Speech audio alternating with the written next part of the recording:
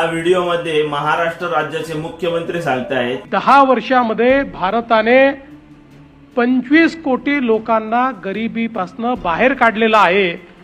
हे ज्यावेळी जगाने मान्य केलं, मला असं वाटतं की त्यापेक्षा मोठा एक प्रकारे परिणाम दुसरा कुठलाच असू शकत नाही। या व्हिडिओमध्ये महाराष्ट्र राज्याचे मुख्यमंत्री देवेंद्र फडणवीस सांगतायत की या 10 वर्षामध्ये 25 कोटी भारतातल्या लोकांना आम्ही गरिबीतून मुक्त केलंय आणि हे जगाने मान्य केलंय म्हणे। जगाने मान्य केलं असेल, पण भारतातल्या लोकांनी मान्य केलंय का?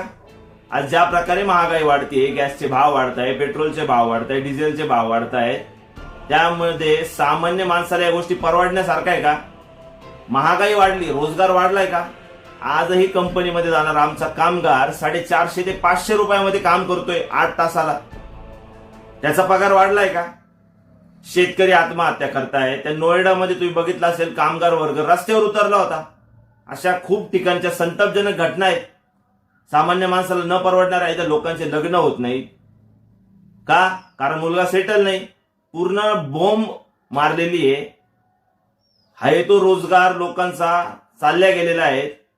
तुम्ही ज्या प्रकारे डिजिटल प्लॅटफॉर्म आणलात, सर्व काही डिजिटल केलं, त्यात काही गोष्टी नक्कीच सोयीस्कर झाल्या असतील, त्याबद्दल वाद नाही, पण काही गोष्टी त्याच्यामुळे सामान्य माणसाला फटका बसलाय। तुम्ही जे फोन पे आणलं, ते गुगल पे आणले, याने ऑनलाईन व्यवहार चालू आहेत।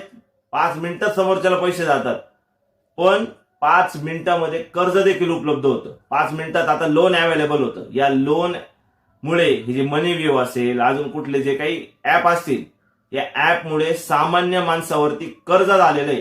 त्याला पहिले कर्ज जर घ्यायचं असेल तर त्याला खूप मोठी प्रोसेस होती। आज कोणाला कर्ज जरी घ्यायचं नसेल, सहज काहीतरी एखाद्याला वाटलं काहीतरी वस्तू घ्यायची किंवा काय, तो सहज कर्ज घेतो, पण त्याचे हप्ते न थकल्यामुळे त्याचा सिबिल स्कोअरवरती परिणाम होतो। याचा जर रेशो काढलाच नाही या लोनचा, तर भारतातला तरुण हा कर्जबाजारी झालेला दिसेल।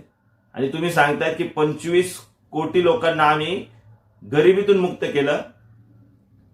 मला ती गोष्ट न पटणारी आहे। याबद्दल आपलं मत काय, आपण जरूर कळवा।